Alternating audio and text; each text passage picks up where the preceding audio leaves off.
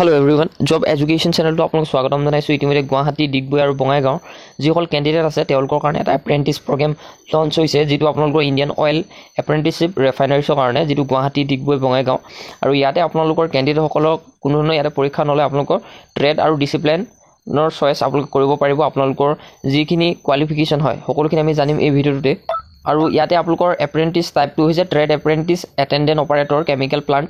ইয়াতে 3 বছৰ বিএসসি থাকিব লাগিব।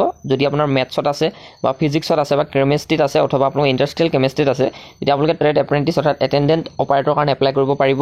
কোনো ধৰণৰ এক্সাম নহয়। আৰু ইয়াতে আপোনালোকৰ ষ্টাইপেণ্ড দিব। আৰু ইয়াত দৰমহা আপোনালোকে 12,000 অথবা আপোনালোক 14,000 এনেকুৱা ধৰণৰ আপোনালোকে ৰুল ৰেগুলেশ্যন অনুসৰি যিটো আগতে যেনেকৈ পেমেণ্ট কৰে তেনেকৈ পাব।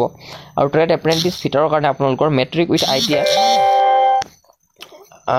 উইথ ITI ফিটাৰ ট্ৰেডত যদি আছে 2 বছৰীয়া, তেতিয়া আপোনালোকে পাৰিব ইয়াৰ যিটো ফিটাৰত এপ্লাই কৰিবলৈ। ট্ৰেড এপ্ৰেন্টিছ বইলাৰৰ কাৰণে আপোনালোকৰ 3 বছৰ বিএসসি মেথছ, ফিজিক্স, কেমিষ্ট্ৰি অথবা ইণ্ডাষ্ট্ৰিয়েল কেমিষ্ট্ৰি থাকিলেও পাৰিব। টেকনিচিয়ান এপ্ৰেন্টিছ কেমিকেল, যিটো আপোনালোকৰ 3 বছৰ ডিপ্ল'মা লাগিব। কেমিকেল আৰু পেট্ৰ'কেমিকেল অথবা ৰিফাইনাৰী কেমিকেল ইঞ্জিনিয়াৰ এনেকুৱা হ'লে আপোনালোকে পাৰিব যদি ডিপ্ল'মা আছে যিকোনো এটাত।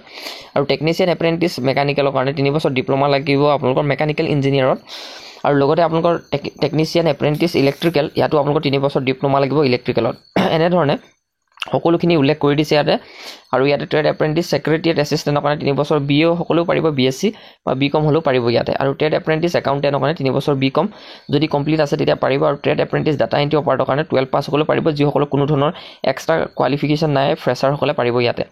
ট্ৰেড এপ্ৰেন্টিছ ডাটা এণ্ট্ৰি অপাৰেটৰ স্কিলৰ কাৰণে চাৰ্টিফিকেট হোল্ডাৰসকলৰ কাৰণেও ইয়াতে আছে। গতিকে ডমেষ্টিক ডাটা এণ্ট্ৰি অপাৰেটৰ ইয়াতে পাব আপোনালোকৰ যদি আপোনালোকে 12 পাছ কৰিছে। আৰু ইয়াতে আপোনালোকৰ অৰ্গেনাইজেশ্যন আছে ইণ্ডিয়ান অইল কৰ্পৰেশ্যন লিমিটেড।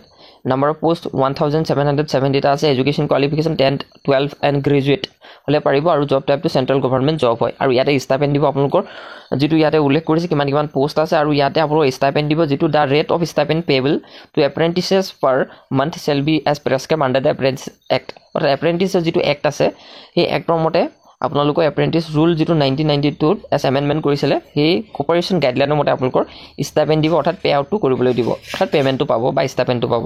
আৰু পিৰিয়ড অফ এপ্ৰেণ্টিছ ট্ৰেইনিং 12 মাহ আৰু 24 মাহ, অৰ্থাৎ 2 বছৰ আৰু এবছৰীয়া এপ্ৰেণ্টিছ ট্ৰেইনিং।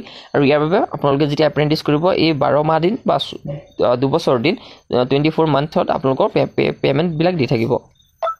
আৰু ইয়াৰ বাবে 3 তাৰিখ 5 মাহ 2025 পৰা apply online start. Last date আছে 2 তাৰিখ 6 মাহ